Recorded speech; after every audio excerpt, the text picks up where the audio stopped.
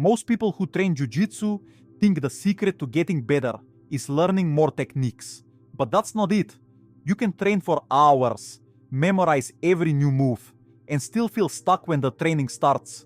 The truth is, it's not about what you're learning, it's about how you're being taught to learn. In this video, we'll look at the hidden difference between an instructor and a coach, and why that single shift decides how fast you actually improve. You'll understand why some people seem to grow effortlessly, while others stay in the same place for years.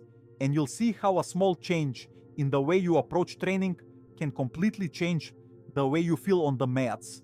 And by the end, you'll know exactly which one you have, an instructor or a coach, and what to do next if you want your jiu-jitsu to finally move forward. Most students begin by believing progress lives inside knowledge, inside the next move, the next detail, the next step they haven't yet mastered. They move from class to class, taking notes, repeating positions, memorizing grips, convinced that more information will one day unlock it all. But after enough nights where training feels the same, no matter how much they learned that week, a quiet thought appears. Maybe the problem isn't how much they know, but how they're learning. That single thought is what separates people who stay the same from those who begin to grow for real. Because beneath every great black belt and every true teacher lives one truth most people never see. An instructor and a coach are not the same thing. When an instructor shows you something, they're teaching you a piece of the art that already belongs to them. Their timing, their rhythm, their way of solving a moment that once gave them trouble. But when a coach begins to guide you, they're not just showing you how to move, they're helping you understand how you learn. They notice your habits when the pressure rises, they see what your body does when frustration sets in, they hear the silence that comes when your confidence drops. They're not there only to pass knowledge, they're there to build awareness. And once that shift begins, your jiu-jitsu never feels the same again. Chapter 1. Learning versus becoming. An instructor focuses on information, making the mechanics clear so you can follow along. A coach focuses on transformation, teaching you to notice what's actually happening inside training, so your decisions improve under pressure. This is the idea made famous by Timothy Galway, author of the book The Inner Game of Tennis, a former Harvard tennis captain turned pioneering mental coach. His lesson was simple. Real learning begins when you stop judging yourself and start observing with calm attention. In Jiu-Jitsu, that means noticing how balance shifts with every breath, how posture breaks without force, and how pressure rises quietly when you stop fighting your own body. Chapter 2. Questions instead of answers. An instructor gives answers so you can repeat them. A coach gives questions so you can own them. Questions like, what did you feel there? What stopped you? What could you try differently next time? This is how Sir John Whitmore, creator of the Grow model and author of the book Coaching for Performance, defined true coaching. Not telling people what to do, but helping them think clearly when it matters. When you start asking yourself those small questions, you begin coaching yourself from the inside, and that's when progress compounds. And before we go deeper, I want to share something that will help you turn these ideas into real progress on the mats. On my Patreon, there's a free section with studies and match breakdowns that I can't post here on YouTube. Lessons that already give structure to how you train and help you see what actually works under pressure.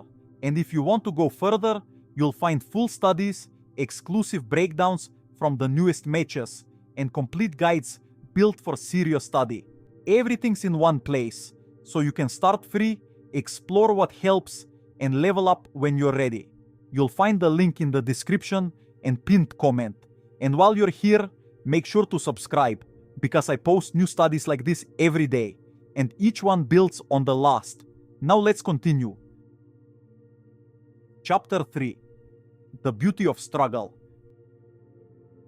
Most people look for easy training because it feels good in the moment. But a coach knows Improvement grows inside struggle and will design simple training games that test your balance, focus, and patience without breaking you. Maybe you start in a worse position than you like, or you limit yourself to one side, or you agree to stay calm under pressure longer than your comfort allows. At first it feels uncomfortable, but it's the kind of discomfort that builds deep understanding. This is what Daniel Coyle, author of the book The Talent Code, discovered studying elite performers around the world. Chapter 4. Focus on effects, not parts. When you keep your mind on your own body and try to control every small piece, you get tight and late. A coach shifts your attention outward and teaches you to feel what changes in your partner instead. You notice when their balance goes light, when their posture quietly collapses, when their base stops supporting them. The moment your focus moves from internal control to external effect, your movement begins to flow on its own. That's Galway's old lesson. Let the action happen through attention rather than force, and you'll find timing you never knew you had. Chapter 5. Identity over information. An instructor gives you new material every day. A coach gives you a new identity over time. They help you become the kind of person who shows up tired and still trains, who accepts failure without panic, and who learns from every mistake instead of hiding from it. This is the path George Leonard, author of the book Mastery, described, that real progress arrives through long plateaus and quiet patience. When you accept that rhythm, you stop chasing new techniques and start becoming the kind of person who improves no matter what the day brings. Chapter 6. Process over outcome. If you only measure success by finishes, you train your ego, not your skill. When you measure success by how calm you stayed, how clearly you saw, and how well you applied what you practiced, you grow faster than ever. That's the research of Dr. Carol Dweck, author of the book Mindset, a Stanford psychologist who showed that effort and curiosity predict long-term success more than talent or results. So in training, value the attempt, the adjustment, and the awareness, and let the outcomes arrive when they're ready. Chapter 7. The moment before the move. Instructors teach positions and steps. Coaches teach the moment right before it happens. The small breath, the subtle weight shift, the sign that an opening is about to appear.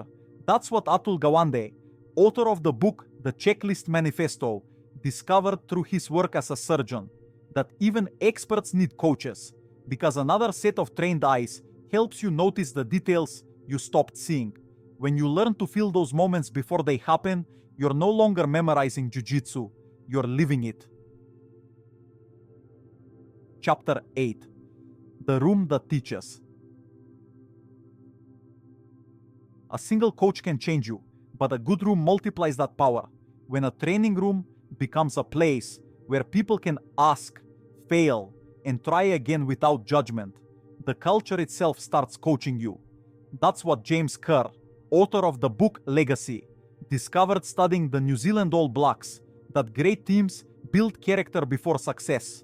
And Daniel Coyle, author of the book The Culture Code, proved that trust and safety are what make people improve faster together. Build that kind of culture in your own room, and everyone rises. Chapter 9. Staying power. Every athlete meets a season where progress slows and nothing feels right. Most people step back, but the ones who keep going are the ones who change. Dr. Angela Duckworth, author of the book Grit, calls it passion joined with perseverance, and she proved it matters more than talent.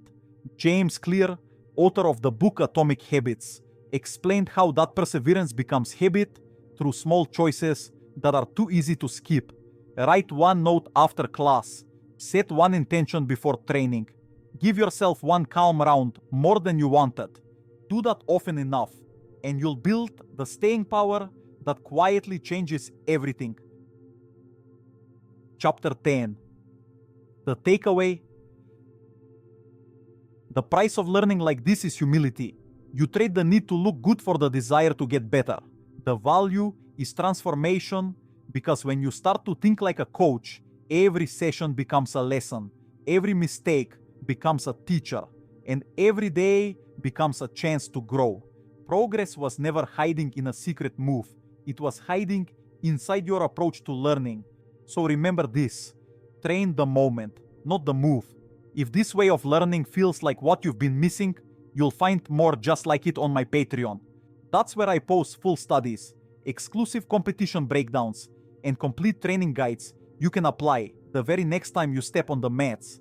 You can start free, explore what helps, and go deeper whenever you're ready. And if this video gave you value, subscribe here on YouTube and turn on the bell so the next study finds you automatically. Thanks for watching, for thinking, and for training with intention. I'll see you on the mats.